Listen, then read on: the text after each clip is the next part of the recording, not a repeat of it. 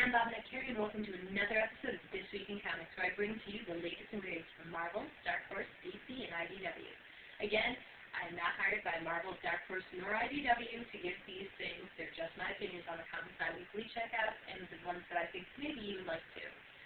So we're going to start off with some DC Comics and go in the Titans universe, the new Teen Titans. It's issue 69, and it picks up after the Terror Titans, where, if you didn't read Terror Titans, it has a lot to do with Rose Wilson, Slade's daughter, and it has to do with Clock King, and essentially a lot of the Terror Titans were under hypnosis and medicated to think things that weren't true.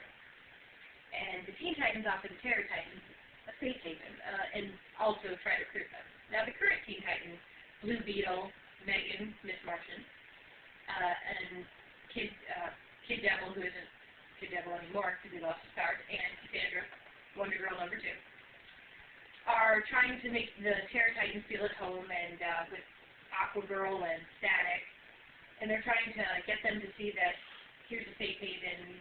It's good because it's a good crossover, and it shows you who's going to stick around. We see the face in there who's really rude and doesn't really fit in with the Terror Titans. We see a lot of different characters and wonder who's going to end up sticking around. Well, Static and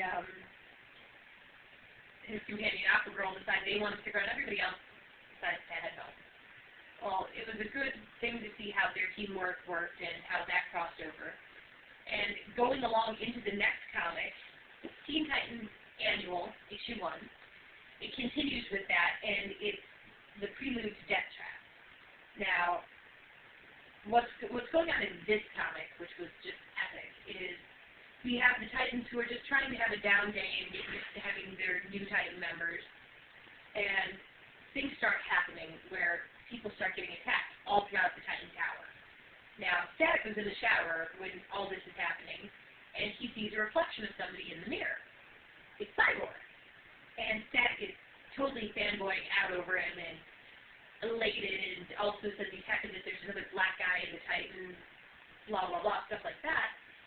And Cyborg informs Static that he doesn't know anything about it and doesn't know about his powers or anything, but he can sit this training out. Only thing he tells Cyborg that there's a training going on, a training exercise, and that Static can sit there and watch while all this goes on.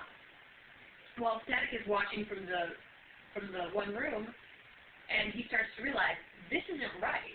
These Titans are being incapacitated, they're being knocked out. And Cyborg goes, well, I didn't kill them, did I? And Static then realizes something's not right and explains to Cyborg that he's the most dangerous of the Titans, and essentially electrocutes Cyborg. Now this is a total crossover from Titans, Teen Titans, and it wraps in Vigilante. What could bring this all together? Jericho.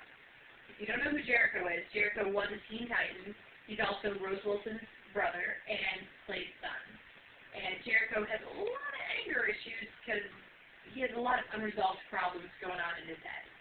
Now, Jericho came back during Decision, which was a huge story arc where all the superheroes got involved and it had to do with voting and political power. It was an amazing story arc. And it all ties him into this. So Jericho is the root of all the problems, and he had taken over Cyborg's body.